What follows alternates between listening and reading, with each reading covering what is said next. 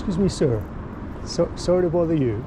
My name's Chris, and I take pictures of people. I just thought you looked amazing. Did you take a picture of me outside the Grand Central?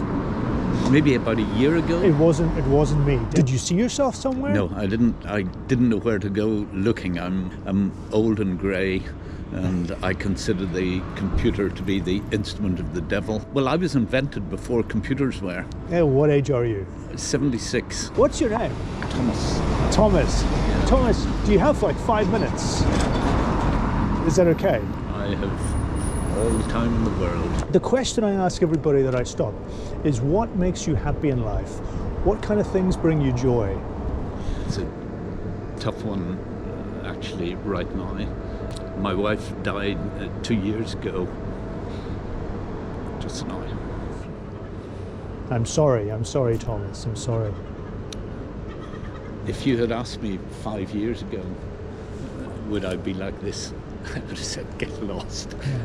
You get up in the morning and get on with it. You know, I turned to the coffin and, I said, Caroline, tomorrow I will look to the east if I want to see the sun.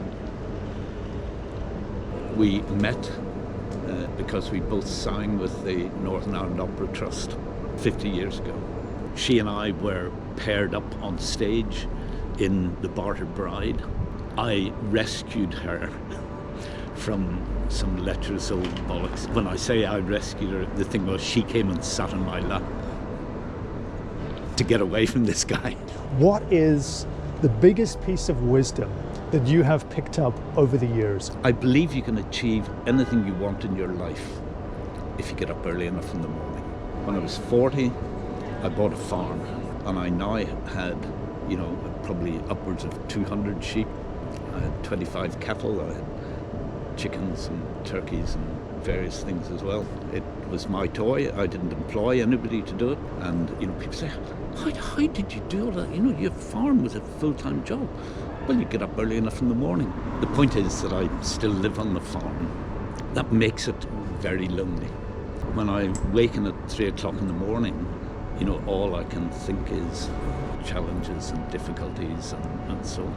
Would you recommend getting married, starting a family? I think if you are fortunate enough to fall in with somebody who is a bit like-minded, but not a carbon copy. I believe I was fortunate that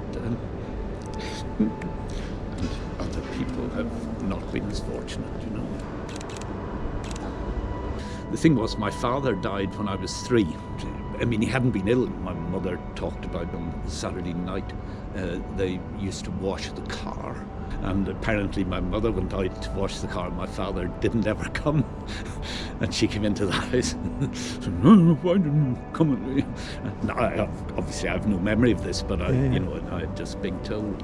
And he was saying, I've got this sort of pain and so on, and he died the next day. It was a huge problem. My mother was a teacher, and when she got married, she had to stop teaching because she couldn't be a married woman teaching in the 1940s. She went back to teaching. Well, when I was 4, I went and sat in the classroom with her.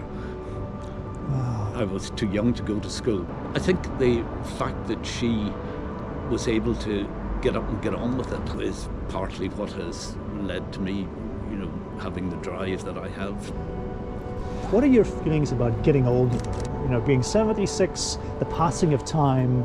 One day, a couple of weeks ago, I could barely get my legs out of the bed. If I can't do this, I have to do everything. And if I was sort of trying to offer advice, is not to actually get too fixated on your own problems and making the most of what you have, not getting fixated on what you haven't got. It doesn't matter how bad things are today. Tomorrow, the sun will rise in the east.